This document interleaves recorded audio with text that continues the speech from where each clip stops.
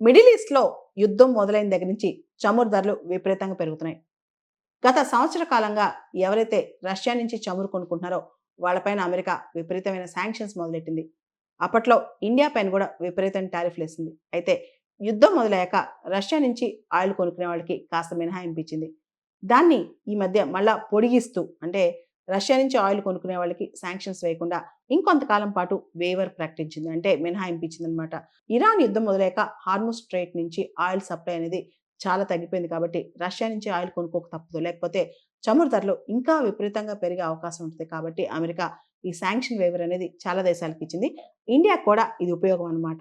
Russia దగ్గర నుంచి చమురు మరియు పెట్రోలియం సముద్ర మార్గం దగ్గర నుంచి కొనుక్కొచ్చుకోవడానికి అమెరికా పర్మిషన్ స్పెషల్ వేవర్ ఇచ్చింది చాలా దేశాలకి. ఆ వేవర్ ఇస్తూ అంటే ఆల్రెడీ ఇచ్చింది. ఇంకా కూడా దాన్ని ఎక్స్‌టెండ్ చేస్తూ ఏప్రిల్ 17 తారీఖున నిర్ణయం తీసుకుంది.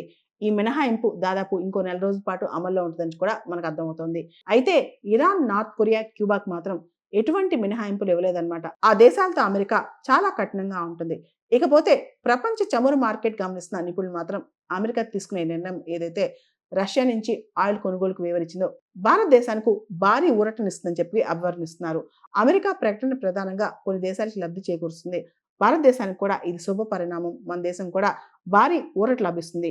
హార్ముజ్ జలసంధి ఆటంకం వల్ల భారత్ ఎల్‌పీజీ, ఎల్‌ఎన్‌జీ ఇబ్బందులు ఎదురయ్యాయి. కానీ యుద్ధం ఇంకొన్ని రోజులు సాగితే భారతదేశంలో కూడా చమురు కొరత ఏర్పడేది. అయితే ఇప్పుడు స్పెషల్ వేవర్ ఏదైతే రష్యా నుంచి మనం కొనుక్కోవచ్చో ఆ పర్మిషన్ ఉంది కాబట్టి ఇండియా ఈ మినహాయింపు వల్ల బెనిఫిట్ పొందుద్దని చెప్పి అంతర్జాతీయ ఆయిల్ మార్కెట్ ఎక్స్‌పర్ట్స్ చెప్తున్నారు. ఈ సంవత్సరం అంటే 2026 ఫిబ్రవరిలో మనం రష్యా నుంచి కేవలం $2 బిలియన్ వర్త్ హైడ్రోకార్బన్స్ కొనుక్కొచ్చుకున్నాం. అదే మార్చిలో అయితే దాదాపు $6 బిలియన్ వర్త్ కొనుక్కొచ్చుకున్నాం. మనం రష్యా నుంచి కొనుక్కొచ్చుకున్న ఆయిల్ వాల్యూ, వాల్యూమ్ 2 పెరిగాయి. అది వచ్చే నెల కూడా కంటిన్యూ అవుతది.